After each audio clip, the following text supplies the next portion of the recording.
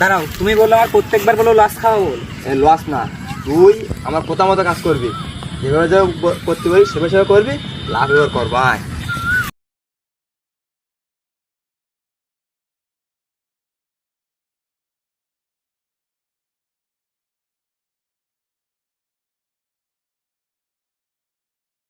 এবার তোর বাপ মানে আব্বা অসুস্থ, আব্বা বাড়ি। ছাগলের দাম দর তোর বাপের সাথে তুই লাভ, তোকে তো আর করা লাগবে না।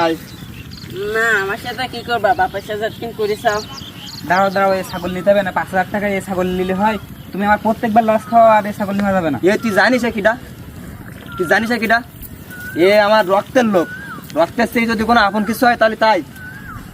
তুই যে আমার সাথে পার্টনারি করিস, সব জায়গায় ব্যবসা করলে হয় না, কিছু কিছু জায়গায় সুবিধা তাই।